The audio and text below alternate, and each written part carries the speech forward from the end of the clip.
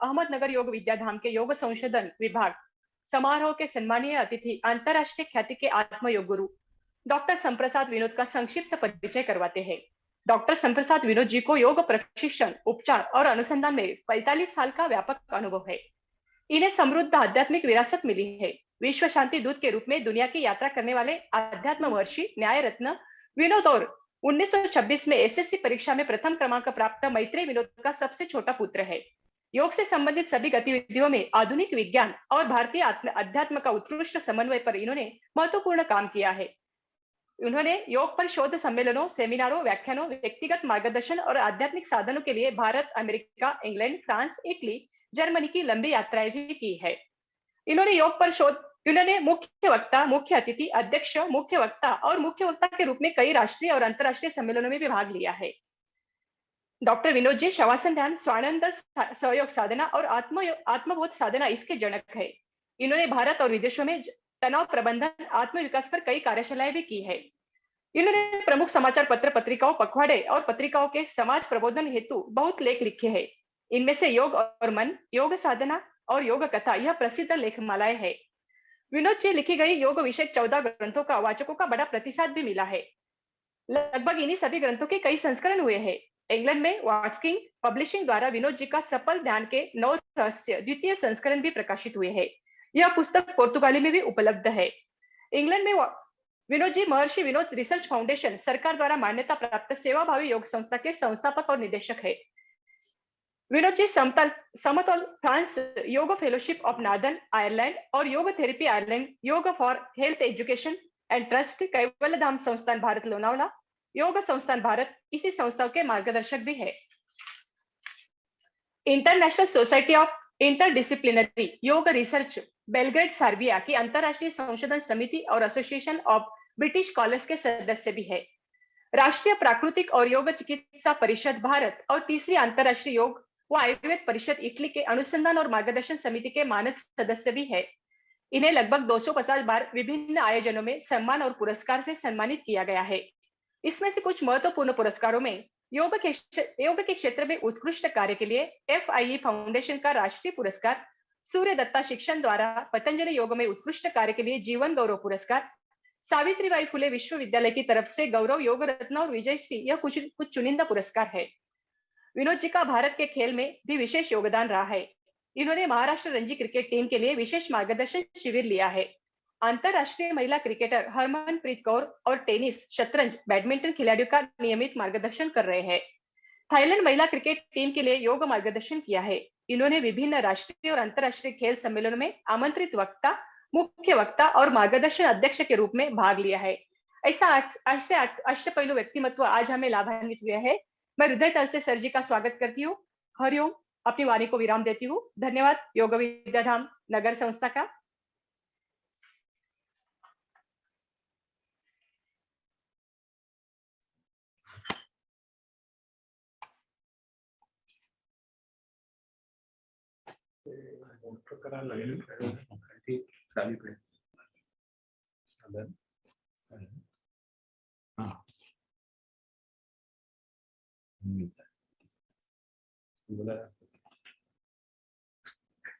सगळ्यांना मनापासून नमस्कार।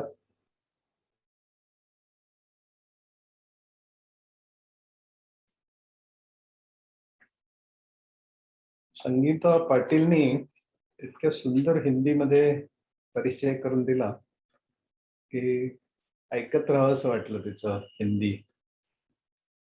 आणि असा एक संभ्रमही निर्माण झाला की आपल्याला आज हिंदीत बोलायचं आहे का काय, कारण इतक्या उच्च हिंदीमध्ये बोलणं जरा अवघड जाईल मला, आणि मला सांगण्यात असं आलंय की मराठीतच बोलायचंय।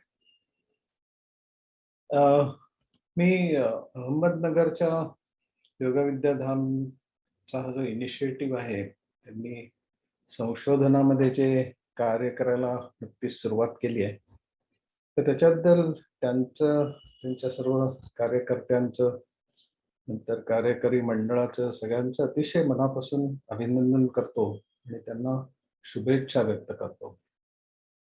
आणि हे सगळं कार्य माझे अनेक दशकांचे स्नेही आदरणीय योगाचार्य विश्वासरावजी मंडलिक आणि त्यांचं सर्व कुटुंबीय यांच्यातर्फे त्यांच्या मार्गदर्शनाखाली चालू आहे आणि त्याचा विस्तार दिवसेंदिवस वाढत चाललाय.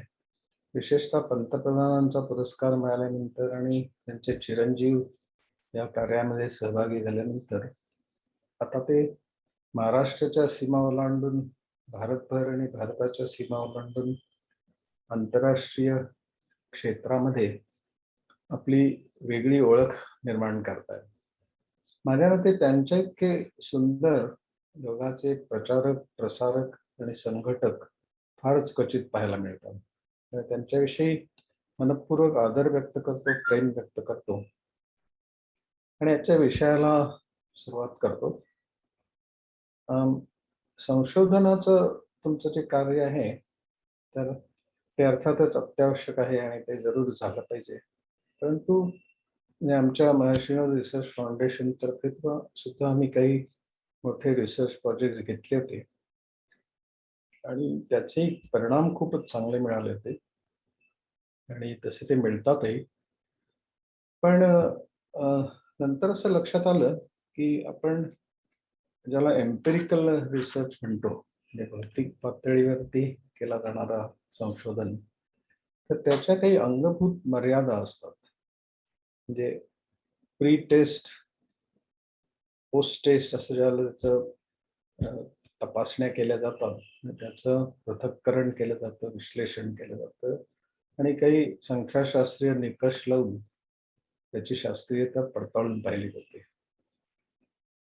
परंतु एक गोष्ट योगविद्येचा अभ्यास करताना किंवा त्याचं संशोधन करताना माझ्या लक्षात आली काही वर्षांपूर्वी की ज्या पद्धतीने भगवान पतंजलींनी संशोधन केलं होतं, कारण त्यांचा हा जो पतंजली योग दर्शन हा ग्रंथ आहे तर तो एक आदर्श, म्हणजे आपल्या एम्पिरिकल रिसर्चच्या दृष्टीने जरी पाहिलं, भौतिक दृष्टीने, ते सब एक फार परिपूर्ण असा संशोधन प्रबंधच आहे.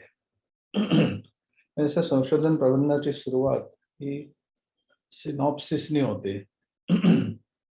अगदी संक्षेपामध्ये त्या सगळ्या प्रबंधामध्ये काय सांगायचंय याचा एक 10, 5, 15, 20 ओळीमध्ये सुरुवातीला सांगितलं जातं आणि मग त्या विषयाचा विस्तार केला जातो आणि शेवटी निष्कर्ष काढले जातात. आता भगवान पतंजलींच्या या संशोधन प्रबंधाची जर आपण जरा काळजीपूर्वक त्याच्याकडे पाहिलं तर असं लक्षात येतं की ते समाधीपादाने सुरुवात करतात, त्यानंतर साधनापाद येतो, मग विभूतीपाद येतो आणि मग शेवटी कैवल्यपाद येतो. अशी 4 प्रकरणं म्हणू आपण, पाद किंवा प्रकरण. तर त्यांची जी मांडणी आहे ही जर आपण पाहिली, पहिली जे 2-3 सूत्र आहेत समाधीपादाला येणारी, अथयोगानुशासन, योगश्चित्तवृत्ती निरोधा, तदादर्श स्वरूपे व्यवस्था. तर ह्या 3-4 पहिल्या सूत्रांमध्ये ते त्यांना जे काही सांगायचंय सर्व ग्रंथामध्ये त्याचं संक्षेपाने विवरण करतात आणि त्यानंतर विस्तार करतात. आता वरवर जर आपण पाहिलं तर असं वाटतं की कुठल्याही ग्रंथाचं संशोधनाचं जे विवरण असेल तर त्याच्यामध्ये आधी साधनापाद यायला पाहिजे, मग समाधीपाद, मग विभूती आणि शेवटी कैवल्यपाद यायला पाहिजे. पण पतंजली मुनी हे समाधीपादाने सुरुवात करतात, मग साधनापादाकडे जातात, मग विभूतीपादाकडे आणि कैवल्याकडे. तर हे का अशी त्यांनी रचना केली आहे हे सुद्धा बघणं महत्वाचं ठरतं. बरं, मी लेक्चर ऐकते आता, फार महत्वाचा, परीक्षेला पण उपयोगी मी करते. हरिओम. हा, काहीतरी डिस्ट्रॅक्शन झालं म्हणून थांबलो होतो. हो हो. तर समाधीपदाने सुरुवात ते करतात, त्याच्यामागे काय त्यांचं कारण असावं? कारण आपल्या सगळ्यांना माहिती आहे की योग हे एक दर्शन आहे, तो नुसता ग्रंथ लिहिलेला नाहीये. तर योग दर्शन म्हणल्यावरती भगवान पतंजलींना जे सत्य दिसलं स्वच्छ समोर साधनेच्या परिणत अवस्थेमध्ये, समाधी अवस्थेमध्ये पोहोचल्यानंतर त्यांना जे सत्य प्रतीत झालं, स्वच्छपणे दिसलं, तर त्याची मांडणी ते ह्या 4 प्रकरणांमधून करतायत. तर समाधीपदाने सुरुवात केल्यानंतर म्हणजे त्याच्यामागची भूमिका आपण समजून घेतल्याशिवाय म्हणजे भगवान पतंजलींची भूमिका समजून घेतल्याशिवाय आपल्याला अंतरंग योग नीट समजणार नाही. म्हणून मी थोडंसं बोलतोय की समाधीपदाने सुरुवात केली, आपण समजा ध्यानाने सुरुवात केली, मग ते करायला लागल्यावरती आपल्याला असं लक्षात येईल की आपलं मन विचलित होतं ह्या ना त्या कारणाने. आणि मग ते विचलित होणारं मन जे आहे ते स्थिर करण्यासाठी आपल्याला काहीतरी करण्याची गरज निर्माण झाली. समाधीचा अभ्यास सुरू केला, त्याची सुरुवात म्हणून धारणा ध्यान सुरू केलं. ते करता करता समाधीचं थोडीशी झलक म्हणजे अगदी तोंडओळख व्हायला लागली. आणि हे होत असताना आपल्याला असं अनुभवाने लक्षात यायला लागलं की अरे माझं मन खूप विचलित होतं छोट्या छोट्या कारणाने. तर ते जोपर्यंत मी चांगल्या प्रकारे हाताळत नाही तोपर्यंत मला खऱ्या अर्थाने समाधी किंवा ध्यान साधणार नाही.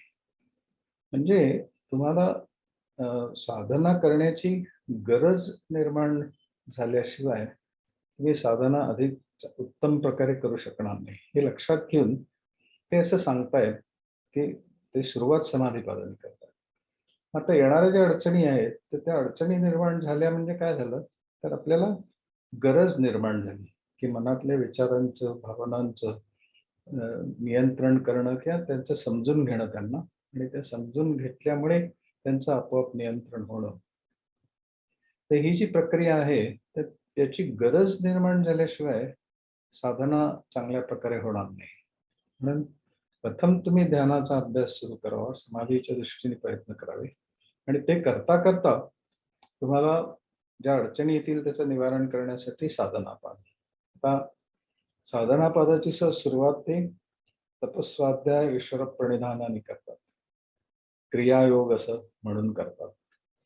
तर तिथे तो क्रिया म्हणतात, कर्मयोग म्हणत नाही. तर हे सगळं खूप चिंतनाचा अभ्यासाचा विषय आहे.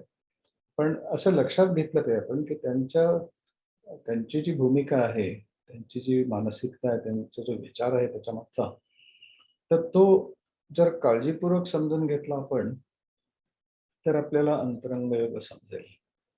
म्हणून त्यानंतर ते साधनापाद सगळं विवरण करतात, त्याच्यामध्ये मग अष्टांग योग येतो. आणि मग समजा तुम्ही समाधीची अवस्था अनुभवण्याचा प्रयत्न सुरू केलेला आहे, त्याचं येणाऱ्या अडचणींचं निवारण तुम्ही साधनापादाच्या द्वारे करताय. आणि त्यानंतर तुमच्यामध्ये ज्या काही शक्ती निर्माण होतील वेगळ्या वेगळ्या प्रकारच्या की ज्या विभूतीपादामध्ये त्यांनी सांगितल्या, तर त्या शक्ती पचवणं तुम्हाला त्या समाधीच्या प्रयत्नांनी सुरुवात झाली असेल आणि त्याच्या बैठकीवर तुम्ही साधनापाद त्यातले सगळ्या जे काही त्यांनी विवेचन केलेलं आहे ते सगळं आत्मसात केलं असेल, तर ज्या वेळेला तुम्हाला या शक्ती तुमच्यामध्ये आविर्भूत होतील, प्रकट होतील, तर त्याला त्यांचं तुम्हाला काही विशेष वाटणार नाही. कारण तुम्ही एका वेगळ्या प्रक्रियेतनं जात आहे. समाधीपादामध्ये तुम्हाला त्याची चव समजली आहे की अहंकार विरहित अशी शांत, प्रसन्न, आनंदी अवस्था म्हणजे काय असते याची जर प्रचिती तुम्हाला सुरुवातीलाच आली असेल, तर त्याच्या पुढे तुम्हाला येणाऱ्या सगळ्या विभूतीपादामध्ये ज्या नमूद केलेल्या आहेत, तर त्याच्याशी तुम्हाला काही फारसं विशेष असं वाटणार नाही, त्याच्याशी आकर्षणही वाटणार नाही. पण जसा शास्त्रज्ञ एखादा त्याचे जे काही फाइंडिंग असतात, ऑब्झर्वेशन्स असतात, निरीक्षणं असतात, तर ती तो नमूद करतो. तर तो नमूद करतो म्हणजे रेकमेंड करतो असं नाही, पण तो नमूद करतो. तसं कैवल्य आपल्या विभूतीपादामध्ये भगवान पतंजली सगळं नमूद करतात, काय काय परिणाम होतील ते. मग शेवटी ते कैवल्य पादामध्ये येतात आणि कैवल्य हे त्याचं उद्दिष्ट आहे. कैवल्य प्राप्तीची ही सगळी प्रक्रिया आहे. आणि समजण्याच्या सोयीसाठी आपल्याला असं म्हणता येईल की कैवल्य म्हणजे केवळ असणेपण, विशुद्ध असणेपण. आणि हे जे विशुद्ध असणेपण आहे ते समजण्याच्या सोयीसाठी एफर्टलेस ईज म्हणजे सहजता म्हणजे कैवल्य असं म्हणता येईल. आणि ह्याचा जो अभ्यास करायचा, ह्याचं जे संशोधन करायचं, तर ते एका वेगळ्या प्रकारे जर आपण करू शकलो तर त्याच्यातला जो एक वेगळं डायमेन्शन आहे, म्हणजे योगविद्या हे असं एक शास्त्र आहे की आपल्याकडची बरीचशी शास्त्र तशीच आहेत की ती दर्शन आहेत. षटदर्शनांमधलं योग एक दर्शन आहे. तर दर्शनाचा अर्थ असा होतो की जे म्हणजे सत्याचं फक्त आपण दर्शन घेऊ शकतो आणि त्या दर्शनाचा परिणाम म्हणून आपल्यामध्ये जे काही परिवर्तन होईल ते होईल. पण दर्शन हे पुरेसं असतं. म्हणून सत्याचं दर्शन झालं की बाकी काही करण्यासारखं राहत नाही. तर तसं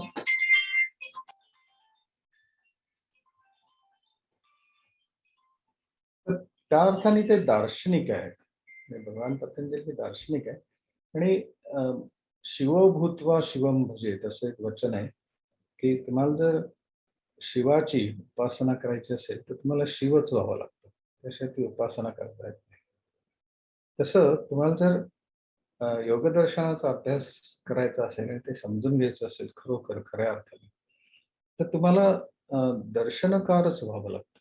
हे निदान तशा दृष्टीने त्या दिशेने प्रयत्न तरी सुरू करावे लागतात. अगदी सामान्य पातळीचे प्रयत्न सुरू करून आपल्या आयुष्यात घडणाऱ्या छोट्या मोठ्या ज्या घटना असतात तर त्याच्यामध्ये आपण हे जे प्रिन्सिपल वापरलं की कोण बरोबर आहे, त्याच्यापेक्षा काय बरोबर आहे याच्यावर लक्ष ठेवायचं. कुठल्याही प्रसंगामध्ये कोण बरोबर आहे त्याच्याने माणूस महत्वाचा ठरतो आणि काय बरोबर आहे त्याच्याने सत्य महत्वाचं ठरतं. तर आपण जर आपल्या आयुष्यात घडणाऱ्या प्रसंगांच्या बाबतीमध्ये जर अशी भूमिका ठेवली की काय खरं आहे ते बघणं, कोण बरोबर आहे असं नाही, काय खरं आहे ते बघणं, असं जर अंगवळणी पडलं आपल्या तर हळूहळू हळूहळू आपली तयारी होत जाईल. म्हणजे पतंजली योगदर्शनातली जी सूत्र आहेत तर त्या सूत्रांमधला जो अर्थ भगवान पतंजली आपल्याला वेगळ्या वेगळ्या अ, पादांमधून समजून सांगतायत तर तो अर्थ प्रतीत व्हायला मदत होईल. कारण यांचं जे शास्त्रीय विवेचन आहे तर त्याच्यामध्ये पूर्णपणे ते रॅशनल आहे. म्हणजे कुठल्याही प्रकारे ते त्यांचं वस्तुनिष्ठता किंवा तर्कनिष्ठता अ, संपूर्ण योग ग्रंथामध्ये कुठेही त्यांनी सोडलेली नाही. ते तर्काला धरूनच बोलतात, वस्तुनिष्ठतेने बोलतात. त्यामुळे शास्त्रीय प्रबंधाचा निकष तिथे लागतो बरोबर. फक्त हे लक्षात घेतलं पाहिजे की ते दर्शनकार आहेत आणि त्यांना सत्य दिसलेलं आहे, प्रतीत झालेलं आहे. नुसतं सत्याविषयी ते बोलत नाहीत, तर त्यांना स्वतःला ते प्रतीत झालेलं आहे. आणि त्यामुळे त्या अनुभूतीजन्य ज्ञानातनं ते बोलतात आणि आपल्याला आपल्या साधनेची दिशा ही अनुभूतीजन्य ज्ञानाच्या अनुषंगाने जर सुरू राहिली तर आपल्याला त्यांना जे अभिप्रेत आहे ते सत्य आपल्याला कळू शकेल. नाही तर आपल्याला आपल्याला अभिप्रेत असलेलं सत्य कळेल. आपल्याला अभिप्रेत असलेलं सत्य आपल्याला कळून तसं आपल्यामध्ये परिवर्तन नाही होणार. पण जे परमसत्य आहे ते कळलं आणि त्याचं मला दर्शन घडलं तर माझ्यातलं परिवर्तन जे आहे ते मी केलेलं परिवर्तन नसेल. मी म्हणजे आपण ज्याला मी म्हणतो त्या मीने केलेलं परिवर्तन नसेल, तर ते माझ्यातल्या स्वरूपस्थ अशा अवस्थेतनं नैसर्गिकपणे घडून आलेलं परिवर्तन असेल. आणि हे आपल्याला सत्य सगळ्यांना सहजपणे मान्य करता येण्यासारखं आहे की आपल्या बुद्धीच्या मदतीने आपण आपली जेवढी प्रगती साधू त्याच्यापेक्षा आपल्या बुद्धीचं नातं जर आपण वैश्विक इंटेलिजन्सशी जोडू शकलो, वैश्विक बुद्धिमत्तेशी जोडू शकलो तर त्यात आपलं कल्याण जास्त आहे. त्यात आपला जो विकास होईल तो एका लार्जर स्कीम ऑफ थिंग्स मध्ये होईल. म्हणजे वैश्विक स्कीम ऑफ थिंग्स, वैश्विक संरचना जी आहे सगळ्या अस्तित्वाची, तर त्याच्या संदर्भात आपला रोल काय आहे तो एक्झॅक्टली लक्षात येऊन त्यानुसार आपलं आयुष्य घडायला लागेल. कारण जिथे जिथे घडवणं आहे तिथे तिथे मानवी हात आहे. जिथे मानवी हात आहे तिथे मर्यादा आहेत आणि मर्यादा जिथे आहेत तिथे त्याची विस्तारण्याची जी क्षमता आहे ती फारच मर्यादित आहे. म्हणून हे जे ज्ञान ते बोलतायत ते आपल्या अंतरंगातलं स्वतःच्या विषयीचं ज्ञान, आत्मज्ञान आणि परमज्ञान जे आहे म्हणजे वैश्विक सत्य जे आहे आणि माझ्या व्यक्तिगत जीवनातलं जे सत्य आहे तर त्यांच्यामधलं जे नातं आहे ते अनुभूतीने जाणणं याच्यावरती त्यांचा भर आहे. आणि म्हणूनच 5000 वर्ष झाल्यानंतर सुद्धा भगवान पतंजलींच्या सूत्रांमध्ये कुठल्याही विद्वान माणसाला आतापर्यंत कुठल्याही प्रकारचा फेरफार करता आलेला नाही. ती जशीच्या तशी राहिलेली आहे. कुठली गोष्ट ज्याला जशीच्या तशी वर्षानुवर्ष राहते, तर त्याला तिच्यात काही अंगभूत क्षमता असतात, सामर्थ्य असतं, म्हणूनच ती राहते. आणि ती टाइम टेस्टेड असते. पिढ्यानपिढ्या, युगानुयुग त्याची उपयुक्तता लक्षावधी कोट्यावधी लोकांनी पडताळून पाहिलेली असते आणि म्हणूनच ती विद्या टिकून राहते. आणि आपण पाहतो की शास्त्रीय संशोधनाद्वारे योग्य प्रकारे निरीक्षण करून आणि त्याच्यावरती संशोधन करून येणारी जी औषधं असतात ती 2-4 वर्षात त्यांची उपयुक्तता संपून जाते आणि नवीन औषध येतं, अजून नवीन येतं. पण हे सारखं एक औषध जे आज उपयोगी पडते तर त्याची उपयुक्तता कालबद्ध असते. काळापुरती मर्यादित असते आणि ती संपली की काहीतरी नवीन आणावं लागतं, त्याच्या अजून काहीतरी अजून काहीतरी नवीन. आणि ही प्रक्रिया सतत चालू राहते. हे एम्पेरिकल संशोधनाचं जे अंगभूत मर्यादा आहे ती ही आहे की ते स्थलकालातीत नाही आहे.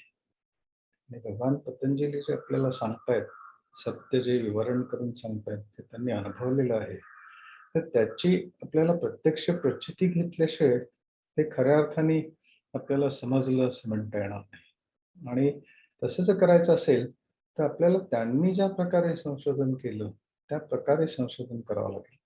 आणि ते जर करायचं असेल तर आपल्याला आपली भूमिका वेगळी ठेवावी लागेल. आणि त्या दृष्टीने आपल्याला बहिरंगाच्या संदर्भात अंतरंग योगाकडे बघावं लागेल.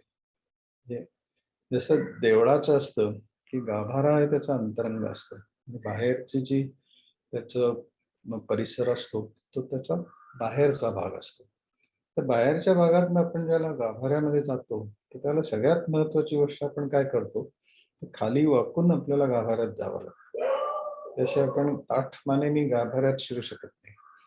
तर तो जो विनम्र भाव आहे तो आपल्यामध्ये बाहेरच्या जगात वावरत असताना, अभ्यास स्वतःचा करत असताना, आणि मगाशी म्हणलं तसं आपल्याला जर आपलं फोकस, आपलं लक्ष हे काय बरोबर आहे त्याच्यावरती राहिलं, कोण बरोबर आहे याच्यापेक्षा काय बरोबर आहे, तर आपल्याला ते सत्य वेळोवेळी लक्षात येत जाईल. त्याच्यातनं ती दृष्टी तयार होत जाईल आणि आपल्याला काहीही कळत नाहीये हे कळेल. आणि आपल्याला काहीही कळत नाही हे कळणं ही कळण्याची पहिली पायरी आहे. म्हणजे ज्याला सगळं तुम्हाला कळेल तर त्याला तुमच्यामध्ये विनम्रतेची परमावधी तुम्ही गाठलेली असेल तर तुम्हाला त्या समाधी अवस्थेमध्ये असं कधीच वाटणार नाही की मी ही समाधी अवस्था प्राप्त करून घेतली. ती अक्कड जी आहे, अभिमान आहे, अहंकार आहे, तर तिथे असणारच नाही.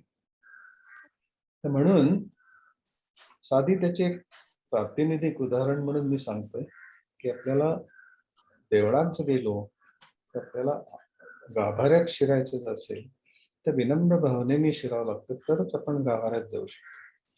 आणि गाभारा हा देवळाचं अंतरंग असतं आणि बाहेरचा परिसर हे त्याचं बहिरंग असतं. तर बहिरंग त्याज्य असा त्याचा अर्थ होत नाही. बहिरंग आपल्या जागी योग्यच आहे. तिथली जी व्यवस्था असते ती सगळी योग्यच आहे. आजूबाजूला झाडं असतील, फुलझाडं असतील, थोडं पाणी असेल वाहतं, तर ते सुद्धा त्या देवळाच्या मंदिराच्या सौंदर्यामध्ये भर टाकेल. पण तू फक्त बाहेरचा परिसर उपयोगी नाही, तर त्याला गाभाराही असावा लागेल. हे नुसतंच देवळाचा परिसर आहे आणि देवच नाही तर त्याला आपण मंदिर म्हणणार नाही. पण फक्त मंदिर म्हणजे फक्त गाभारा असंही असणार नाही, त्याला त्या बाजूच्या गोष्टी लागणार. तसं बहिरंग योग आणि अंतरंग योग हे तसं एकमेकांशी खूप जवळून जोडले गेलेले आहे. दोन्ही एकमेकांना पूरक आणि पोषक आहेत. आता तुम्ही सगळेजण योगाचे शिक्षक आहात, तुम्ही त्याचे प्रचारक आहात, कार्यकर्ते आहात, तर तुम्हाला कल्पना आहे की यम जे अहिंसा, सत्य, स्थेय, ब्रह्मचर्य, परिग्रह हे सगळ्यांना माहितीच आहे. तर हे ज्याच्या जीवनात चांगल्या प्रकारे प्रकट झालंय, म्हणजे दुसऱ्याला त्रास न देण्याची प्रवृत्ती त्याच्या जीवनात उतरलेली आहे, जो ते सत्य आहे म्हणजे अस्तित्वाचं आहे, जे समोर दिसतंय ते जो जाणतोय आणि तो धारण करतोय, हे नुसतं खरं बोलतोय असं नाही, तर जे दिसतंय ते जाणणं आणि ते धारण करणं असं तो करतोय. हा सुद्धा विषय खूप मोठा आहे, पण मी जाता जाता स्पर्श करून जातो. दुसऱ्याला त्रास होईल अशा प्रकारची चोरी करत नाही, तर चोरीने दुसऱ्याला त्रास होतो ना.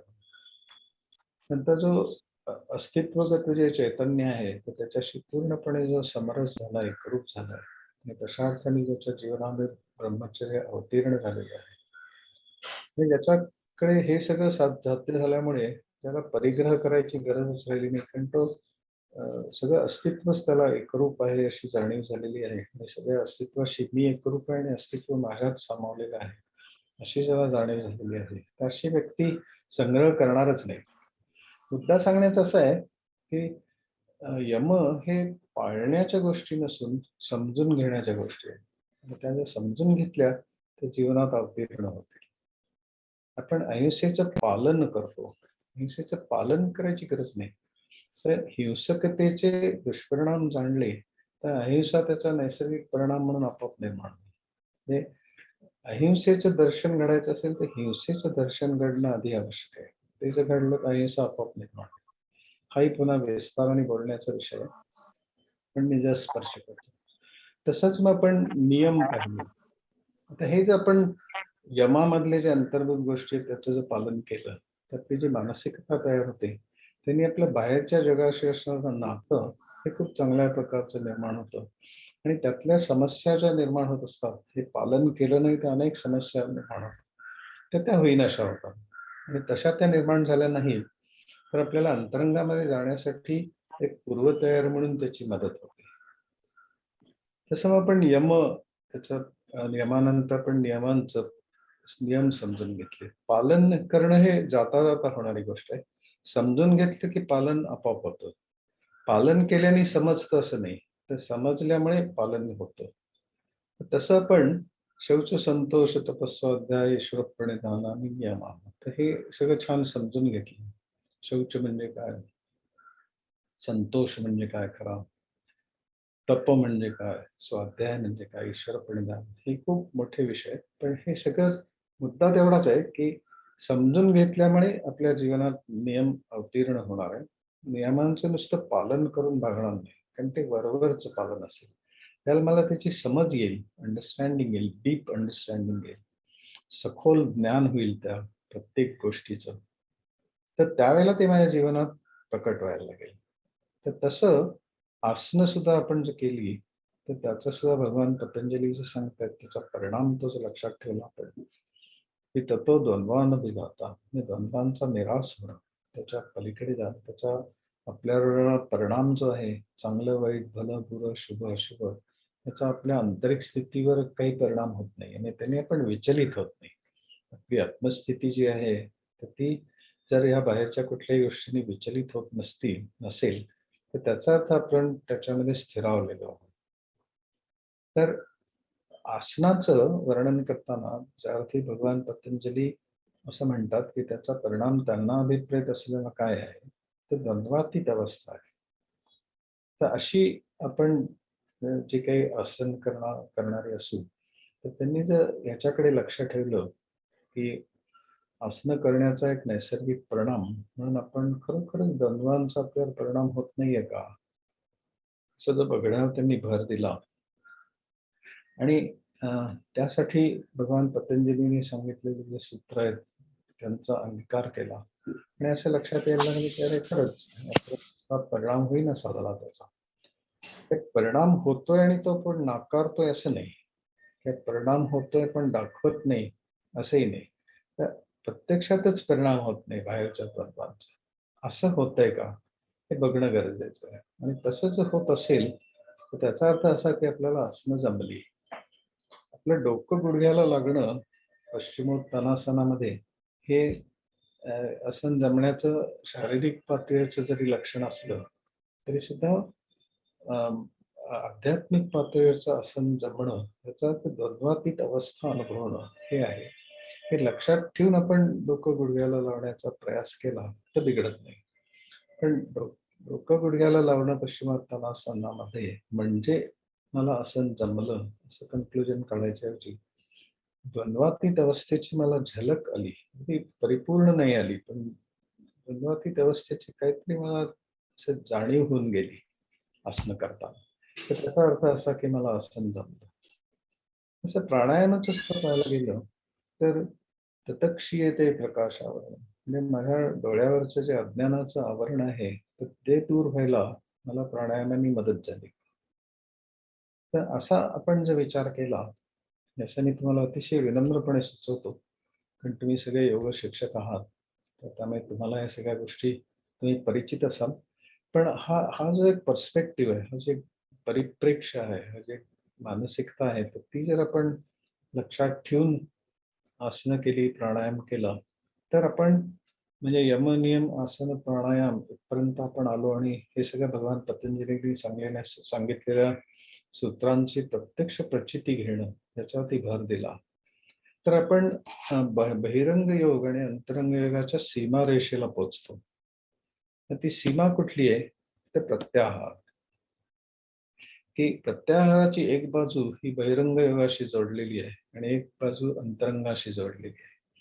कारण बाहेरच्या जगातनं आपण जे आत सतत काहीतरी ज्ञानेंद्रियांच्या मार्फत ग्रहण करत असतो आणि त्याच्यामध्ये आपलं सुख शोधत असतो, तर ते शोधता शोधता तो आहार जो आहे इंद्रियांच्या मार्फत आपण जो पंच ज्ञानेंद्रियांच्या मार्फत आहार घेत असतो, तर त्या आहाराला पर्याय जर निर्माण झाला, म्हणजे आपल्याला ह्या सगळ्या यमनियम आसन प्राणायामापर्यंत आपण आलो आणि आता मी म्हणलो तसं त्या सगळ्या प्रक्रियेतनं गेल्यानंतर आपल्याला एक मानसिकता आपली व्यवस्थित झाली, परिस्थितीकडे पाहण्याची एक दृष्टिकोन आपला योग्य झाला, स्वतःशी नातं आपलं सुधारलं, त्या द्वंद्वातीत अवस्थेची झलक येऊन गेली, अज्ञानाचं निराकरण होण्याची प्रक्रिया सुरू झाली.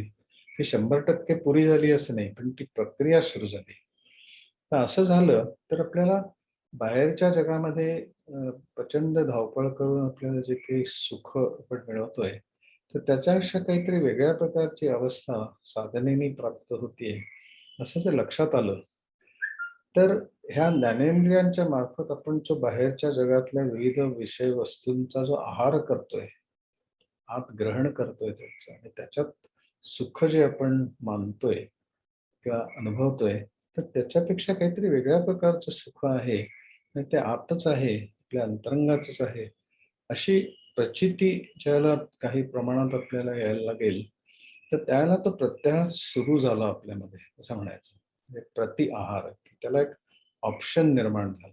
बाहेरचा आहार जो घेतोय त्यातनं मला जे सुख मिळतंय, त्याच्यापेक्षा काहीतरी वेगळ्या प्रकारचं सुख मला निर्विचारतेमध्ये मिळतंय.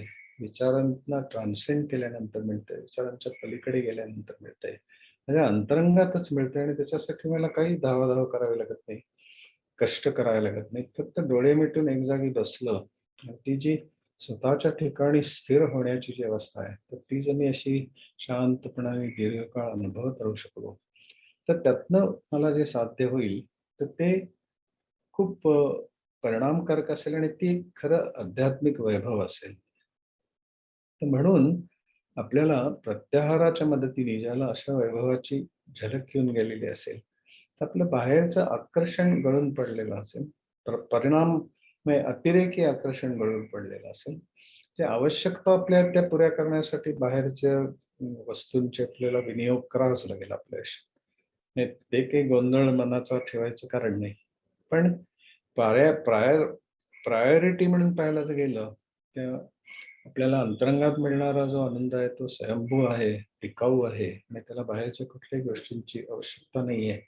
हे जर आपल्याला प्रतीत झालं, लक्षात आलं, अनुभवाला आलं, तर आपली बाहेर जाण्याची प्रवृत्ती कमी होईल आणि त्यामुळे आपण प्रत्याहार खऱ्या अर्थाने जमायला लागेल आणि तो जमायला लागला की धारणा, ध्यान आणि समाधी हे जे अंतरंगातले जे 3 घटक सांगितले जातात, की देशबंध चित्तस्य धारणा आणि तत्र प्रत्येकतानता ध्यानम आणि तदेव अर्थमात्र निर्भास स्वरूप शून्यमेव समाधी.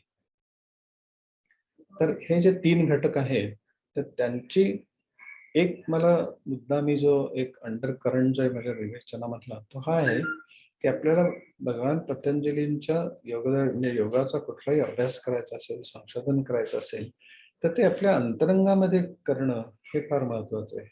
आणि ते संशोधन नसून शोधन असेल. कारण संशोधनामध्ये कसं असतं की आपल्याला काहीतरी एक हायपोथेसिस मांडावा लागतो. काहीतरी असं म्हणावं लागतं की मला हे अमुक अमुक तपासून पाहायचंय. आणि ह्याच्यामध्ये तसं नाही. आपल्याला मोकळं मन ठेवायला लागतं आणि मोकळ्या मनाने, कारण माझ्यातलं पुरुषतत्व कसं आहे, आत्मतत्व कसं आहे, ते ईश्वरी तत्व कसं आहे, याची मी नुसती जर कल्पना केली तर मी त्या कल्पनेमध्येच कल्पना विलासामध्ये रमून जाईल आणि मला खरं कळेलच अशी शाश्वती नाही. परंतु सर्व प्रकारच्या कल्पनांमधून मुक्त होणं हे भगवान पतंजली याला निर्विचार वैशारद अध्यात्म प्रसाद म्हणतात. की निर्विचारतेमध्ये विशारद होणं, त्याच्यामध्ये परिपूर्णता येणं आणि निर्विचारता हे अधिष्ठान होणं आणि त्यातून विचार प्रकट होणं. आपण कसं विचारांच्याच पातळीवर राहतो आणि त्यातनं विचार प्रकट होतात. पण ज्यावेळेला आपण निर्विचारतेचं अधिष्ठान आपल्या जीवनाला प्राप्त होतं, की आपण ट्रान्सेंड पलीकडे गेलेलं असतं विचारांच्या, तर त्यावेळेला त्या निर्विचारतेतनं जे विचार प्रकट होतात त्याला एक वैश्विक अधिष्ठान मिळून गेलेलं असतं. कारण निर्विचारतेमुळे आपल्यातला जो मी असतो तो संपुष्टात आलेला असतो आणि ज्यावेळेला मी संपुष्टात येतो तर त्याला तो अस्तित्वात येतो. तो म्हणजे ते वैश्विक तत्व आपल्यामधलं जे आहे त्याचा जो अंश आपल्यात आहे तर त्याची आपल्याला जाणीव होते आणि ती जाणीव झाली की वैश्विक चैतन्याची सुद्धा जाणीव होते आणि ही दोन्ही आपल्या अंतरंगातलं चैतन्य आणि बाह्य चैतन्य हे एकरूप आहे, त्याचं स्वरूप एकसारखंच आहे, ह्याची प्रतीती आली, अनुभूती आली की त्या अर्थाने त्यावेळेला खऱ्या अर्थाने आपल्याला योग समजला असं म्हणता येईल. आणि ती प्रक्रिया सुरू होणं महत्वाचं आहे. मी फक्त एवढंच म्हणतोय की आपल्याला काही असं ठरवता येत नाही की एक महिनाभर आपण योगविद्येचा अभ्यास केला की आपल्याला सगळं ते आपली समजा सूत्र लक्षात राहिली, पूर्णपणे पाठ झाली, त्याचा जो शब्दार्थ आहे तो आपल्याला कळला. तर तो शब्दार्थ कळला, सूत्रपाठ झाली म्हणजे आपल्याला योग दर्शन कळलं असं म्हणता येणार नाही. तर भगवान पतंजलींना ज्या सत्याचं दर्शन झालं आणि त्याचं विवरण ते या सूत्रांद्वारे करतात आणि प्रत्येक सूत्रामध्ये त्या सत्याचा अंश आहे. तर त्यांना अभिप्रेत असलेल्या सत्याचं जोपर्यंत आपल्याला त्यांना जसं दर्शन झालं तसं दर्शन घडत नाही तोपर्यंत आपल्याला खऱ्या अर्थाने योग समजला असं म्हणता येणार नाही. अर्थात मी पुन्हा अधोरेखित करतो ते की आपली दिशा योग्य पाहिजे. आपल्याला एखाद्याला आपली आपली बुद्धिमत्ता, आपली क्षमता कमी असतील तर आपल्याला वर्षानुवर्ष जन्मानुजन्म लागतील. त्याने काही बिघडत नाही, पण दिशा करेक्ट पाहिजे, दिशा योग्य पाहिजे. एखाद्याला महिन्याभरात चालेल, एखाद्याला वर्ष लागेल, 10 वर्ष लागतील, 25 वर्ष लागतील. तो प्रत्येकाच्या व्यक्ती सापेक्ष असेल. परंतु खरी जी अनुभूती आहे योगाची ही त्या सूत्रांमधनं, प्रत्येक सूत्रामध्ये तुम्ही जर काळजीपूर्वक त्याचा अभ्यास केला तर तुम्हाला हे लक्षात येईल की प्रत्येक सूत्र हे प्रत्यक्षपणे, अप्रत्यक्षपणे किंवा दुरान्वयाने, डायरेक्टली, इनडायरेक्टली किंवा रिमोटली कैवल्याकडे निर्देश करतं. तर हे जर आपल्याला प्रत्येक सूत्रामध्ये दिसायला लागलं, जाणवायला लागलं की तो अंडर करंट जो आहे तो सहजतेचा अंडर करंट आहे, कैवल्याचा अंडर करंट आहे. त्याची जी अंतस्थ धारा आहे योगविद्येची, योगसूत्रांची, ती सहजतेची आहे. हे जर आपण लक्षात घेतलं आणि ते आपल्याला वेळोवेळी त्याचा अभ्यास करताना लक्षात येत राहिलं आणि हे अध्ययन कसं आहे की आयुष्यभर चालणारं अध्ययन आहे. कारण मला अज्ञानाचं जे ज्ञान होत असतं त्याचं जे निराकरण होत असतं आणि त्याचं निराकरण करण्याची जी गुरुतत्व ही जी शक्ती आहे ती प्रत्येक माणसामध्ये असते आपल्या, तर ती जर जिवंत ठेवायची असेल तर आपल्याला क्षणोक्षणी आपल्या अज्ञानाचं निराकरण करत राहावं लागतं. कारण ज्ञान ही स्थितिशील स्थिती नाही, तर गतिशील स्थिती आहे. कारण बाहेरचं सगळं जग बदलतंय, आपण बदलतोय, आपलं बाहेरच्या जगाशी असणारं नातं सतत बदलतंय. तर त्यातनं आपल्याला ज्या प्रतीती येत आहेत सत्याच्या, तर त्याही बदलणाऱ्या आहेत. पण दरवेळेला आपल्याला त्या सत्याची प्रचिती येत राहिली आणि ती सत्याची प्रचिती आहे हे लक्षात येत राहिलं, अज्ञान असेल तर त्या अज्ञानाची प्रचिती लक्षात येत राहिलं आणि दरवेळी अज्ञान दूर झालं आणि जे सत्य आहे ते प्रतिष्ठित होत गेलं आपल्यामध्ये, की त्याची परिणती ही आपल्या आयुष्यामध्ये सहजता प्रस्थापित होण्यामध्ये होईल. आणि सहजता प्रस्थापित होणं म्हणजे खऱ्या अर्थाने योग जगणं आहे. आणि म्हणून आपल्याला जे शोधन करायचं, शोध घ्यायचा, आपल्या पुरुष तत्वाचा शोध घ्यायचा, आंतरिक आंतरिक पातळीवरती आपल्या जीवनात काय घडतंय याचं निरीक्षण करणं, अतिशय मोकळ्या मनाने निरीक्षण करणं, कुठलाही पूर्वग्रह न ठेवता साधेपणाने निरीक्षण करणं, असं जर आपण करत गेलो तर भगवान पतंजलींना ज्या प्रकारे त्यांनी संशोधन केलं, त्यांनी ज्या प्रकारे शोध घेतला सत्याचा, आणि त्यांना जी काही गवसली सूत्र, तर ती सूत्र ही किती परिणामकारक आहेत, किती अर्थपूर्ण आहेत, किती अर्थगर्भ आहेत, हे आपल्याला आपल्या प्रचितीने लक्षात येईल.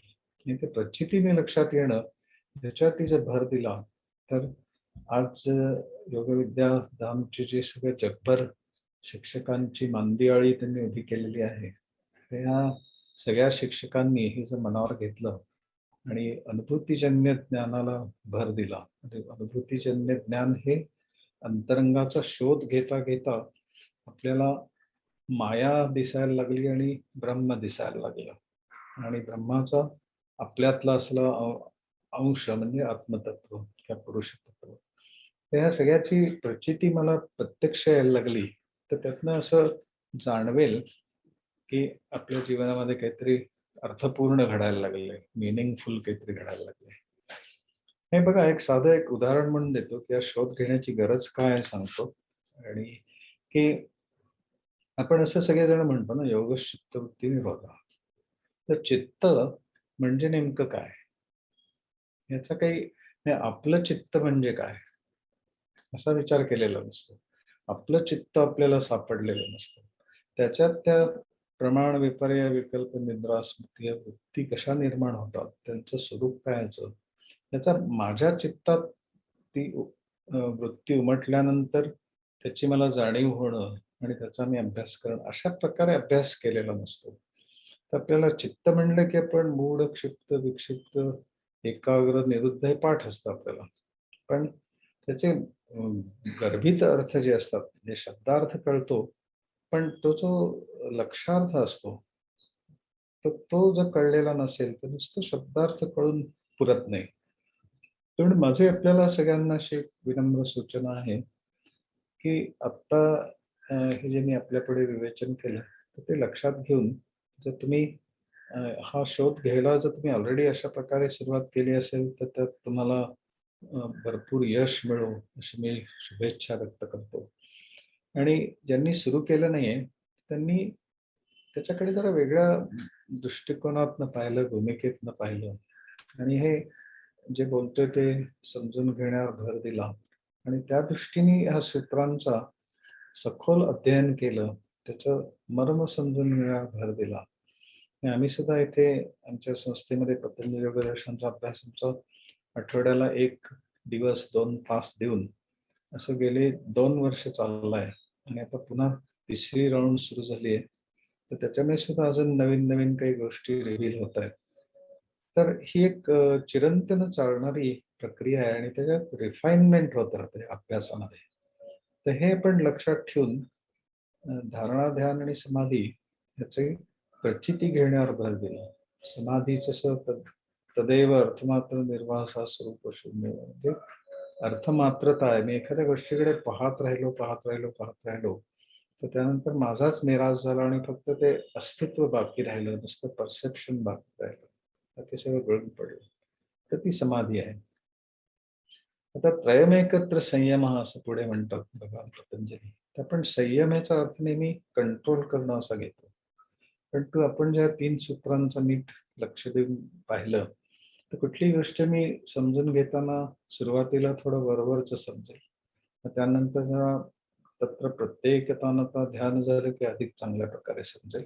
तर ते समजून घेता घेता मी त्यात रमलो, आणि समजून घेणं फक्त बाकी राहिलं, मी गळून पडलो, तर त्यात ती समाधी अवस्था असेल.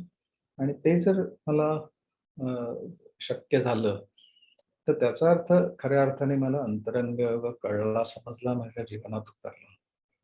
तर तसा तो आपल्या सगळ्यांच्या जीवनात उतरावा अशी मी मनपूर्वक परमेश्वर चरणी प्रार्थना करतो. आणि अहमदनगरच्या योग विद्याधामच्या अंमलदार शाखेने जे मला तुमच्या सगळ्यांशी संवाद साधण्याची संधी उपलब्ध करून दिली, त्याबद्दल त्या सर्वांचे अतिशय मनापासून आभार मानतो. आदरणीय विश्वासरावांची पुन्हा एकदा स्मरण करतो आणि आपल्या सगळ्यांना शुभेच्छा व्यक्त करतून इथेच थांबतो. वाणीला विराम देणं हे खूप छान वाटतं बरं का कानाला ऐकायला, तर माझ्या वाणीला विराम देतो. पुन्हा एकदा सगळ्यांना अतिशय मनापासून नमस्कार.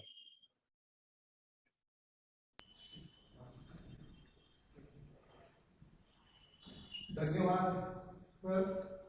आपले अत्यंत मौलिक असे विचार आम्ही ऐकले आणि खरोखर ऐकत राहा. सर तुम्ही माईक जवळ घेऊन बोलला तर आवाज क्लिअर येईल. Okay sir. बाकी सगळ्यांची येत आहे, तुमचं ग्रुप ठीक आहे. हा डॉक्टर सर, आपण खूप छान मौलिक असं आम्हाला मार्गदर्शन केलेलं आहे. बरेचसे त्यामधनं आम्हाला पुढच्या आमच्या संशोधनाच्या दृष्टीने आम्हाला बरीचशी माहिती मिळालेली आहे आणि आपलं खूप मार्गदर्शन याही पुढे आम्हाला अपेक्षित आहे.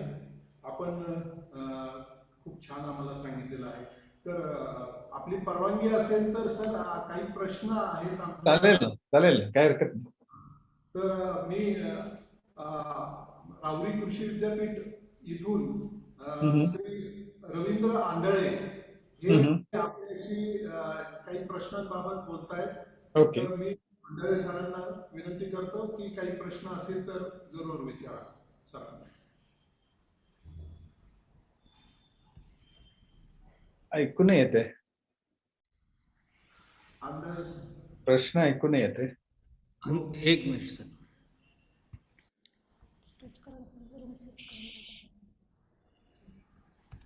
नाही ऐकू येते.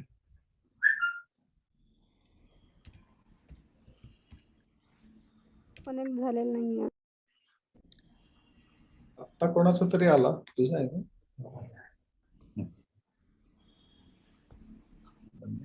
हा आंधळे सर बोला. तुमचा आवाज येत नाहीये.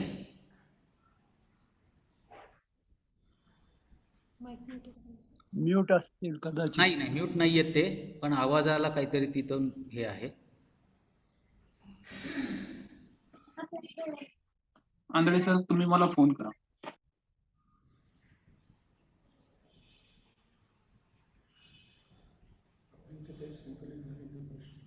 नाही.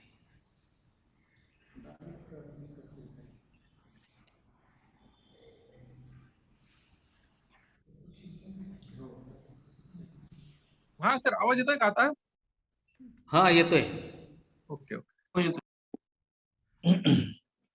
हरिओम सर. आज आता आपलं जे डॉक्टर संप्रसाद विनोद यांचं जे व्याख्यान झालं, या व्याख्यानाला झूमच्या माध्यमातून 100 जण आणि युट्यूबच्या माध्यमातून साधारण 50 जण असे मेंबर्स उपस्थित होते आणि बऱ्याच जणांच्या प्रतिक्रिया प्राप्त झालेल्या आहेत.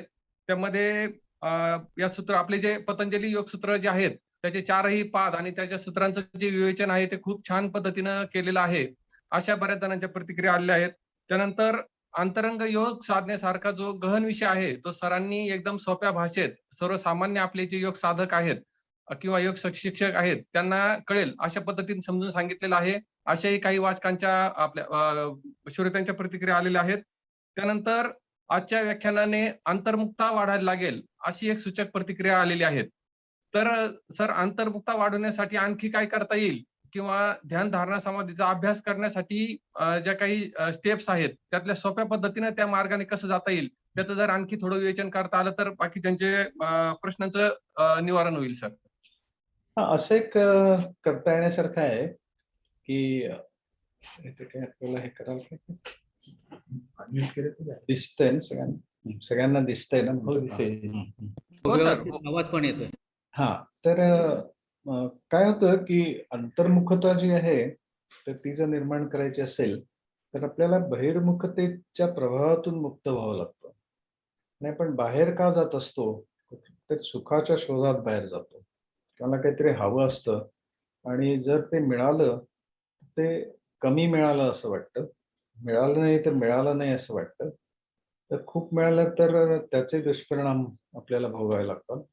हे सुखच्या शोधात आपण बाहेर जात असतो आणि आपल्याला जसं रिअलायझेशन झालं, आपल्याला असं डोळ्यापुढे स्पष्ट झालं आपल्या पूर्वी आलेल्या अनुभवांच्या अभ्यासातनं की आता समोर घडणाऱ्या आपल्या किंवा इतरांच्या अनुभवांच्या निरीक्षणातनच आपल्याला हे लक्षात आलं की खरं सुख बाहेर नसून आत आहे आणि हे नुसतं सांगण्यासाठी नाही, हे रिअलाइज झालेलं असेल, ह्या सत्याचं आपल्याला दर्शन घडलेलं असेल की बाहेर सुख नसून आत आहे आणि हे नकारात्मक आलेलं नाही, पराभूत मनोवृत्तीतनं आलेलं नाही, पराजयात आलेलं नाही किंवा निराशेतनं आलेलं नाही, तर हे रिअलायझेशन असेल, हे जाणलेलं असेल तुम्ही, तर तुम्ही अतिशय साध्या शब्दामध्ये आणि अत्यंत आनंदी अवस्थेमध्ये असं म्हणू शकाल की सर्व दुःखमेव सर्वं विवेकिना, सर्व दुःखमय आहे असं जो विवेकी माणूस म्हणतो, तर ते हे लक्षात घेतलं पाहिजे की त्याला बाहेर कुठेही सुख नाही याचं दर्शन घडलेलं असतं. ते नुसतं वाटत नसतं त्याला, तर ते त्याला कळलेलं असतं आणि ते ज्याला कळतं त्याला अंतर्मुखता आपोआपच येते. आणि बहिर्मुखता ही बाय इटसेल्फ वाईट आहे असं नाही. तर बहिर्मुखता चालू असताना, कारण आपण बाहेरच्या जगात वावरतच राहणार आहोत, पण ते पाहत असताना आपण जर सत्यान्वेषी दृष्टी राहिली, म्हणजे सत्य काय ते बघण्यावरती सतत आपला भर राहिला, तर मग काही गोष्टी आपल्याला अशा आपोआप उलगडत जातील त्याच्यातून. आणि हे जे उलगडणं आहे, सत्याचं उलगडणं, आता भगवान बुद्ध असं म्हणतात की सर्व जग दुःखमय आहे, पण त्यांचीच आपण प्रतिमा पाहिली, त्यांच्या इतके त्यांच्या चेहऱ्यावरची शांती, समाधान, आनंद दिसतो, तो बाकी कोणाच्या दिसत नाही. असं आपल्याला शंकराचार्य भगवान ते सुद्धा असंच म्हणतात की ब्रह्मसत्यम जगन्मिथ्या जीवो ब्रह्मैव नापरः. ते हे सत्य आपल्याला सांगतायत, त्यांचं मत सांगत नाहीयेत. मतमतांतर असू शकतात, पण सत्य सत्यांतर कशी असतील? सत्तांतर असू शकेल पण सत्यांतर नाही असू शकत. सत्य हे सत्यच असतं. तर तसं आपल्याला जर हे रिव्हील झालं, प्रकाश पडला आपल्या डोक्यामध्ये, तर आपण आनंदी वृत्तीने, आनंदी अवस्थेत असं म्हणू शकतो की दुःखमेव सर्व विवेकना, आणि मग आपली अंतर्मुखता आपोआपच वाढेल. आणि अंतर्मुखता ही बहिर्मुखतेच्या विरोधी नाहीये, तर तिला उपकारक आहे. म्हणजे बाहेरचं जे आपण ज्ञान मिळवतो त्याचा अभ्यास करण्यासाठी अंतर्मुखता उपयोगी पडते आणि अंतर्मुखतेच्या द्वारे आपण अंतरंगाचा जो अभ्यास करतो, तर त्याचं ऍप्लिकेशन, त्याचा वापर बाहेरच्या जीवनात करताना ते आपल्याला काहीतरी एक सत्य समजलं, ते आत समजलं, तर ते खरोखर सत्य आहे की नाही याची प्रचिती जी घ्यायची असते ती बाहेरच्या प्रसंगाप्रसंगातनं होते. हे मला असं वाटलं की मला परमशांती मला प्राप्त झाली, असं मला वाटलं समजा साधनेचा परिणाम म्हणून, आणि मी जर हिमालयात राहत असेल तर माझा तो असं म्हणेन की हो मला परमशांती झाली उपलब्ध. पण मी जर जगात वावरत असेल आणि कुठेतरी मुंबईमध्ये समजा मी लोकलनी प्रवास करतोय आणि मग परमशांती मला प्राप्त झाली आहे, तर तिथे मला कोणीतरी धक्का दिला आणि ती शांती जर माझी ढळली, तर त्याचा अर्थ असा होतो की ती मिळालेली शांती खरी नव्हती, कारण जी ढळते ती नसते म्हणूनच ढळते ना. तर तसं अंतर्मुखता ही बहिर्मुखतेच्या विरोधी नाहीये, बहिर्मुखतेला उपकारक आहे, उपयुक्त आहे, आणि दोन्ही मिळून समग्र दृष्टी तयार होते. म्हणून अंतर्मुखता आणि बहिर्मुखता दोन्ही एकमेकांना पूरक आणि पोषक आहेत. जसं बहिरंग आणि अंतरंग योग एकमेकांना पूरक आणि पोषक आहे, तसंच अंतर्दृष्टी आणि बहिर्दृष्टी ही सुद्धा पूरक आणि पोषक आहे. हे लक्षात ठेवून आपण अंतर्मुखतेचा विचार करायला हवा किंवा अभ्यास करायला. धन्यवाद सर. आपण अंतर्मुक्ता आणि बहिर्मुक्ता याच्याबद्दल फारच सुंदर विवेचन केलं आहे. आणखी आपले एक योग शिक्षक आहेत, त्यांचा असा प्रश्न आहे सर, साधकांकडून ध्यानाचा अभ्यास कशा प्रकारे करून घ्यायचा, असा एक प्रश्न आहे. साधकांकडून करून घ्यायचा जर असेल खरोखर अभ्यास, तर आपल्याला निर्विचारता ज्या ध्यानाद्वारे प्राप्त होईल अशी ध्यानाची एक पद्धती कुठली तरी निवडावी लागेल आणि त्यानुसार जावं लागेल. नाही तर आम्ही आमच्या इथे जे करतो त्याच्यामध्ये आम्ही असं करतो की शवासनातच ध्यान कसं करायचं हे सांगतो. आडवं पडणं, आरामशीर पडणं, मग कुठे कुठे ताण शरीरात आहेत त्याची प्रचिती घेणं आणि ते हालचाल करून दूर करणं, मग पोटाच्या पाशी होणाऱ्या हालचाली बरोबर राहणं आता बरोबर राहणं म्हणतोय. पोटाच्या हालचालीवर लक्ष केंद्रित करणं मी म्हणत नाही, हे लक्षात घ्या.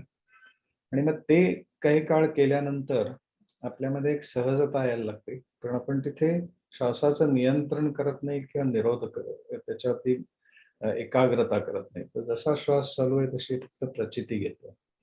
ती घेतल्यामुळे सहजतेची सुरुवात होते आणि मग विचार जे मनात निर्माण होत असतात, तर त्यांना आपण रिॲक्ट केलं नाही, म्हणजे प्रतिक्रिया दिली नाही.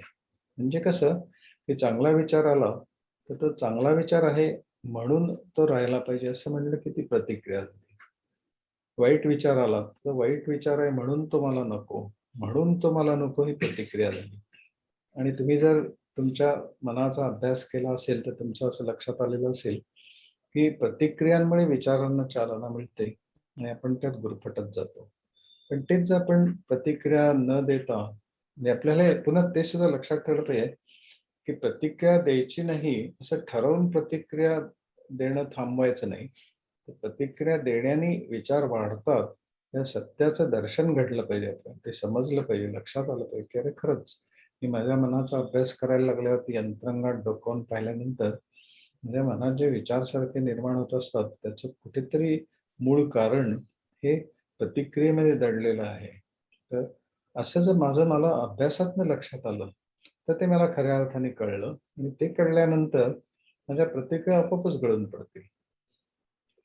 तर तशा त्या गळून पडल्या, की म्हणजे मनात विचार येत आहेत, राहतायत, जातायत आणि मी त्याला काहीच प्रतिक्रिया देत नाही, की ते विचार आपसूक शांत होऊन जातात आणि एक निर्विचारतेची तुम्हाला अनुभूती येऊन जाते. तशी ती येणं महत्वाचं असतं आणि ती आली. आता हे धारणा, ध्यान आणि समाधी जे आहे ना, तर त्याच्यातलं जे ध्यान आहे ते तत्र प्रत्येकतानं ता ध्यानम हा जो भाग आहे, तर त्याच्या अजून पलीकडचं म्हणजे जे समाधी अवस्था आहे, तदेव अर्थमात्र निर्भास स्वरूप शून्यमेव. तर हे खरं म्हणलं आता जे मी म्हणतोय तुम्हाला सांगतोय, शवासन ध्यान नसून शवासन समाधीच आहे ते. पण समाधीमध्ये ध्यान अंतर्भूत आहे. ध्यानाची परिणती समाधीत होईल आणि समाधीच्या पोटात ध्यान असेल आणि समाधीनीच समाधी पादानीच भगवान पतंजलींनी त्यांच्या दर्शन ग्रंथाची सुरुवात केलेली आहे. त्यामुळे आपण सुद्धा समाधीच्या दृष्टीने प्रयत्नशील राहिलो आणि निर्विचारतेची उपासना सुरू केली, निर्विचारतेवर भर दिला, तर मला वाटतं की आपलं सगळं जी साधना आपण करत असतो त्याचं सगळं स्वरूपच बदलून जातं आणि त्याची परिणामकारकता कित्येक पटीने वाढते. आणि ते तुमचं तुम्हालाच लक्षात येईल की निर्विचारतेवरती भर देऊन साधना व्हायला लागली की त्या साधनेचे परिणाम हे दैनंदिन जीवनावर आपोआप व्हायला लागतात. त्याच्यासाठी वेगळे प्रयास करावे लागत नाही. कारण निर्विचारतेमुळे आपण स्वरूपाच्या अस्तित्वाची आपल्याला जाणीव होते, त्याची प्रचिती येते, त्याचा स्पर्श होतो आणि ती झाली आणि ती रोज होत राहिली तर स्वरूप स्थिती प्राप्त होणं अवघड जात नाही. आणि तशी ती झाली त्या स्वरूप स्थितीतनं, त्या निर्विचारतेतनं ज्याला विचार प्रकट व्हायला लागतात, तर त्याला एक वेगळं वैश्विक अधिष्ठान त्या विचारांना प्राप्त झालेलं असतं. त्याची परिणामकारकता, उपयुक्तता सगळंच वाढलेलं असतं. म्हणून आपण त्याच्याकडे एका वेगळ्या पर्स्पेक्टिव्हनी बघण्याची गरज आहे.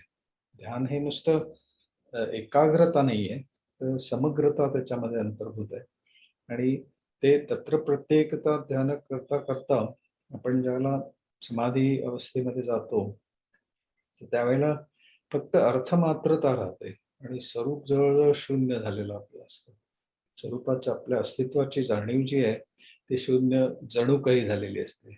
तसे ते सूत्र फारच अर्थपूर्ण आहेत आणि त्याचा खूप डीप त्याचा अभ्यास करावा लागतो. हे माझ्या वेळोवेळी लक्षात येत गेल्यामुळे आमचं वर्षानुवर्ष त्याचा अभ्यास चालू आहे आणि साधकांच्या इथे चालू आहे. आणि त्यांनाही ते लक्षात येते की अरे हे चिरंतन चालणारी गोष्ट आहे. सतत त्याचा शोध घेत राहावा लागणार आहे त्या सूत्रांद्वारे प्रकट केल्या जाणाऱ्या सत्याचा.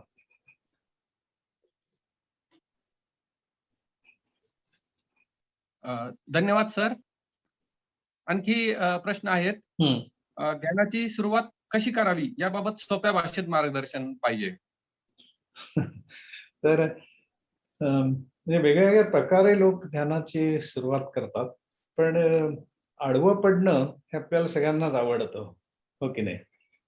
म्हणजे आपण घरी कामावरनं गेलो की पाय पसरून बसतो जे घरामध्ये, तर ते आरामाच्या शोधातच असतं आणि आरामात आपण बसलो किंवा आडवे पडलो, तर त्यावेळेला मी आत्ता जे सांगितलं ते ज्या प्रक्रियेतनं आपण गेलो, तर त्याच्यात आपल्याला शरीराला, मनाला जसा आराम मिळेल, तसं त्यात ध्यानही साधून जाईल. एका वेळेला झोपही लागेल, पण त्याने काही बिघडत नाही. आपल्याला शरीराची ती गरज ध्यान करताना शवासन ध्यान करता करता झोप लागली, तर त्याने बिघडत काहीच नाही. अपुरी झोप पुरी झाली. आपण रात्री जागत बसलो होतो, त्यामुळे दुपारी सकाळी कामावर जायचं होतं, लवकर उठावं लागलं, त्यामुळे अपूर्ण राहिली झोप. त्यामुळे आपण दमून गेलो संध्याकाळी आल्यावर. त्यामुळे जरा पाय पसरून बसलो आपण आणि शवासन ध्यान करायला लागलो आणि असं लक्षात आलं की झोपच लागून गेली.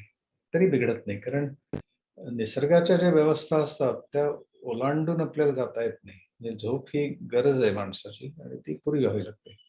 ते तमोगुणाची तमोगुण प्रधान असतो आपण झोपेमध्ये आणि रजोगुण प्रधान कार्य करताना असतो. तर रजोगुण आणि तमोगुण एकमेकांना पूरक पोषकच आहेत. पण त्याच्यात त्या सत्वगुणाची जी प्रकाशमयता आहे, ती जी दृष्टी आहे, ती जर आली, तर आपलं कर्म सुद्धा अधिक चांगलं होतं आणि विश्रांती सुद्धा अधिक चांगली होते. तर म्हणून ती विश्रांती घेत असतानाच आता मी म्हणलो तसं जर त्या 4 गोष्टी सांभाळल्या, की आरामशीर आहोत की नाही पाहिलं, ताणांचं निराकरण केलं, श्वासाबरोबर राहिलं आणि विचारांना रिॲक्ट केलं नाही, तर मन आपलं आपोआप शांत होऊन जाईल आणि अशी सुरुवात करता येईल आपल्याला. धन्यवाद सर. आणखी एक असा प्रश्न आहे, ध्यानाला बसल्यावर डोके जड का होते? काय होतं, की ध्यानाला बसल्यानंतर आपण जोर लावून एकाग्रता करतो आणि जिथे जिथे जोर लावणं आहे, तिथे तिथे संघर्ष आहे. जिथे संघर्ष आहे, तिथे ताण आहे आणि जिथे ताण आहे, तिथे दुखणं आहे. आणि बऱ्याच वेळेला तुम्ही पाहिलं असेल, की ध्यानाला बसलेली लोकं, की प्रमाणाबाहेर प्रयत्न करतात एकाग्र करण्याचं चित्त आणि ते जे डोळे त्यामुळे ताणले जातात आणि कपाळावर आठी पडते आणि ते दीर्घकाळ जर ती आठी पडली आणि कपाळावरती स्नायू ताणलेले राहिले, तर त्याचा परिणाम म्हणून डोळे दुखणं, डोकं दुखणं, मान दुखणं असं होणं अत्यंत स्वाभाविक आहे. पण जर आपण बहिरंग योगाचा योग्य प्रकारे अभ्यास केलेला असेल म्हणजे यमामुळे आपलं बाहेरच्या जगाशी असणारं नातं सुधारलं, नियमांमुळे स्वतःशी असणारं नातं सुधारलं, आसनांमुळे द्वंद्वातीत अवस्था काय ती जाणली, नंतर प्राणायामामुळे आपल्याला अज्ञानाचं निराकरण करण्याची क्षमता आपल्यामध्ये निर्माण झाली. असं जर झालेलं असेल आणि त्यानंतर आपण जर ध्यान करायला लागलो, तर ह्या बॅकग्राऊंड ध्यान सहजपणे साधायला लागेल. त्याच्यासाठी सहजपणे साधलेली जी मनाची शांती असेल, निर्विचार स्थिती असेल, तर ती जर सहज साधली गेली, तर मग हे ताण वगैरे, डोकं दुखणं वगैरे असं काहीच होणार नाही. आपोआपच नाही होणार. पण सुरुवात करताना म्हणजे म्हणून ते मी मगाशी म्हणलो का, की भगवान पतंजली जे कैवल्याचा उल्लेख करतायत, ते आपल्याला समजण्यासाठी, कारण हाच खूप विस्ताराने बोलण्याचा विषय आहे. पण संक्षेपाने सांगायचं झालं तर कैवल्य म्हणजे एफर्टलेस ईज आहे, म्हणजे सहजता आहे. तर ती सहजता जर आपण चांगल्या प्रकारे समजून घेतली, की सहजता म्हणजे काय, एफर्टलेस ईज म्हणजे काय नेमकं, हे जर समजून घेतलं आणि एकाग्रता करण्याच्या ऐवजी समग्रतेवर भर दिला आणि समग्रतेचा भाग म्हणून एकाग्रता आली. म्हणजे आता मी तुमच्याशी बोलतोय, तर मला तुमच्याशी बोलण्यामध्ये जर रस असेल आणि तुम्हाला ऐकण्यामध्ये रस असेल, तर माझं बोलण्यावरती एकाग्रता आपोआप होईल, तुमची ऐकण्यावर एकाग्रता आपोआप होईल. पण तेच जर मी इथे हट्टाने बसलो, की नाही नाही काही करून मला यांच्याशी बोलायचं आणि एकाग्र होऊन बोलायचं आहे, तर मी ताण निर्माण करायला सुरुवात केली माझ्यामध्ये आणि बाहेरचे कुठलेही मी आवाज आणि काही त्याचे माझं येऊ देणार नाही आणि त्याच्यापासून माझा रोखीन. तर तो जो एक संघर्ष सुरू केला मी, त्यांनी मला ताण निर्माण केला. तो माझ्या कपाळावरच्या आठ्यांमधनं किंवा चेहऱ्यावरच्या ताणलेल्या स्नायूंमधनं प्रकट व्हायला लागला. तसंच तुम्ही ऐकत असताना जर लक्ष देऊन ऐकत असाल आणि इन्व्हॉल्व्ह झालेले असाल, त्याच्यात काहीतरी समजायला लागलेल्या असतील गोष्टी, काहीतरी मिळत्या जुळत्या आपल्या विचारांशी तसं लक्षात यायला लागलं असेल, तर तुमची एकाग्रता आपोआप झालेली असेल आणि तुम्ही आपोआपच ऐकायला लागाल. तर आपोआप झालेली सहजपणे झालेली एकाग्रता भगवान पतंजलींना अभिप्रेत आहे. आणि तशी एकाग्रता का अभिप्रेत आहे, तर त्या सगळ्या सूत्रांमधला जो अंतःप्रवाह आहे तो मी मगाशी म्हणलो तसा सहजतेचा अंतःप्रवाह आहे. त्यामुळे प्रत्येक सूत्रामध्ये ती सहजता जर आपल्याला दिसायला लागली आणि जाणवायला लागली, त्याचा अर्थ असा होतो की आपल्याला पतंजली योगदर्शनाचं जे मर्म आहे ते समजायला लागलं. तर तसं जर व्हायला लागलं आणि मगाशी सांगितलं तसा असा विचार करायची गरज नाही की मला हे समाधी कशी काय जमणार, अगदी मोजक्या लोकांनाच फक्त ती जमते, माझी काही एवढी कुवत नाही हे साधण्याची, असा विचार करण्याची करण्याऐवजी आपण असं म्हणलं की मी भगवान पतंजली म्हणतात तसं मी हे करते, अभ्यास सुरू करते किंवा करतो आणि बघतो काय तो वेळ लागेल वेळला तर मला हे सगळं समजून घ्यायचंय, मुळात जाऊन समजून घ्यायचंय पतंजली योगदर्शन. पण ते जीवनसरशी जीवनव्यापी आहे. सगळं आयुष्य त्यांनी अंतर्बाह्य बदलून जाऊ शकेल अशी क्षमता त्या सूत्रांमध्ये आहे. तर ती क्षमता जर मला प्रत्यक्ष माझ्या अनुभूतीने माझ्या जीवनात प्रकट करायची असेल तर मला सहजतेचा स्वीकार सगळ्या पातळ्यांवर करता आला पाहिजे. आणि ती सहजता ही आता मी म्हणलो तसं यमनियम आसन प्राणायाम अष्टांग योगाचा अभ्यास आपण योग्य प्रकारे करत गेलो तर त्या सगळ्या सूत्रांमध्ये जो अंतःप्रवाह आहे सहजतेचा त्याची जाणीव ठेवून हा अभ्यास केला तर ती सहजता आपल्यामध्ये येणारच आहे आपोआप. आणि ती जर यायला लागली तर ताणतणाव सगळे दूरच होणार आहे, आपोआपच होणार आहे. त्यासाठी वेगळं काहीच करावं लागणार नाही. नाही कपाळावर अठी येत असेल, दुखत असेल तर नुसती कपाळावरची अठी दूर करून बघणार नाही, तर आपला ताण दूर करावा लागेल. आणि तो दूर करणं म्हणजे समग्रतेने योगाभ्यास करणं, समग्र भूमिकेतनं करणं असं जास्त योग्य राहील. धन्यवाद सर. आणखी एक महत्वाचा प्रश्न असा विचारलेला आहे, सांसारिक जीवनात राहून स्त्रियांना योग साधना करणे आणि समाधी अवस्थेपर्यंत पोहोचणे कितपत शक्य आहे? त्यांच्यामध्ये जर आपण म्हणतो ना तीव्र संवेगानाम आसन्नः, ज्यांच्यामध्ये तीव्र संवेग आहे, त्याला खूप तळमळ आहे, जिज्ञासा आहे आणि विशुद्ध जिज्ञासा आहे, प्रयोग करण्याची ज्याची इच्छा आहे आणि मुमुक्षुत्व म्हणजे मोकळं मुमुक्ष म्हणजे मोक्ष अशा अर्थाने बघण्यापेक्षा आपण जे अडकलेलं असतो सगळ्या गोष्टींमध्ये आणि त्याने जो आपल्याला त्रास होत असतो ते आणि मोकळे पण वाढत जाणं अशा अर्थाने मुमुक्षुत्व असं जर असेल तर ती स्त्री असो पुरुष असो लहान माणूस असो वयाने लहान असो शहरातला असो खेड्यातला असो शिकलेला असो कमी शिकलेला असो त्याने काही फरक पडत नाही. कारण ह्याला लागणारी जी क्षमता आहे तर ती पुस्तकी शिक्षणावर आधारलेली क्षमता नाही आहे, ती फार वेगळ्या प्रकारची क्षमता आहे. आणि ती क्षमता जी आहे तर ती मोकळं मन ठेवून शोध घेण्याची माझी जी तळमळ आहे त्याच्यावर आधारलेली आहे. तर ती कुठली संसारी स्त्री असो किंवा एखादी काम करणारी बाहेर जाणारी आणि नोकरी करणारी स्त्री असो, गृहिणी असो किंवा व्यावसायिक असो किंवा एखादं काय म्हणूया धंदा चालवणारी म्हणजे काहीतरी एखादा व्यवसाय करणारी अशी जर असेल तर कोणालाही ते शक्य आहे. कारण ती तळमळ जर असेल तर माणूस वेळ काढायला लागतो मग आपोआपच. तळमळ सुरुवातीला ही जिज्ञासेने प्रेरित असते, त्यातनं जसं तुम्हाला त्यातनं जे एक प्रकारची शांती आनंद मिळायला लागला किंवा तो आनंदच प्रेरणा ठरायला लागतो आणि मग तुम्ही दीर्घकाळ प्रयत्न करायला तुमची काही मग ना नसते, आपोआपच तुम्ही करत राहता. पण ते झलक जी येते आत्मस्पर्श जो होतो त्याचा जो विशुद्ध आनंद विशुद्ध शांती तुम्ही अनुभवलीत एकदा की ते तीच तुम्हाला प्रेरणादायी ठरते पुढे जाऊन.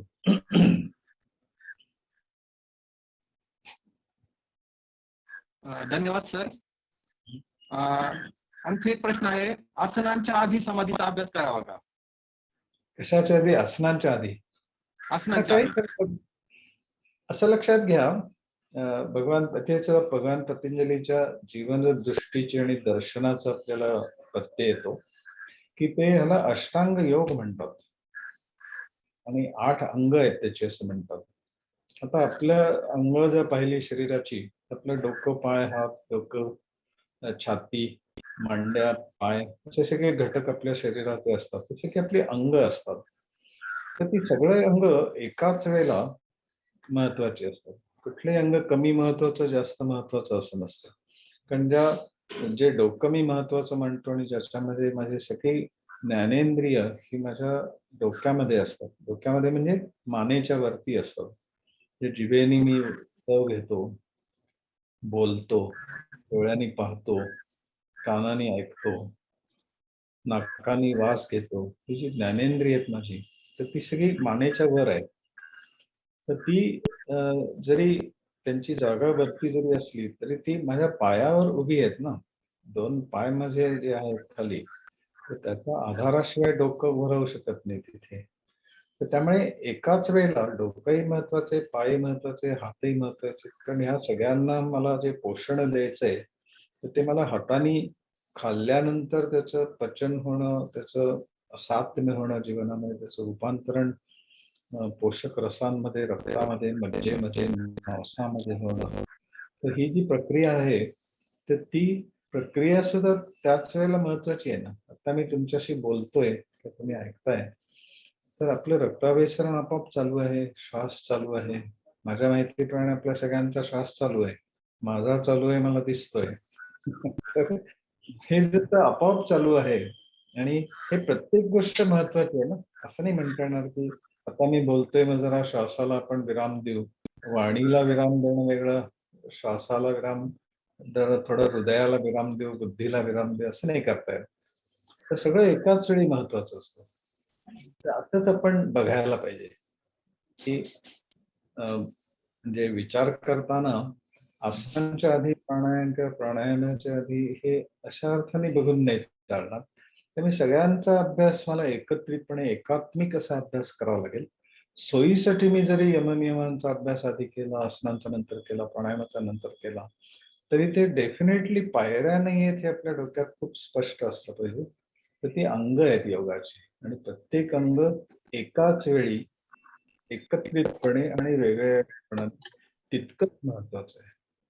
सोयीसाठी आपण अभ्यास वेगळा वेगळा करतोय हे मान्य आहे आणि तसं करावंच लागणार आहे.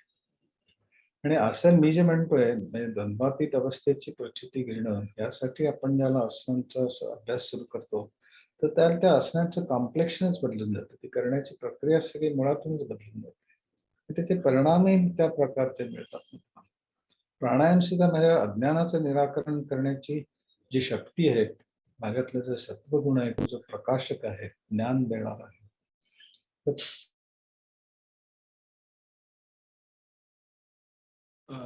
धन्यवाद सर.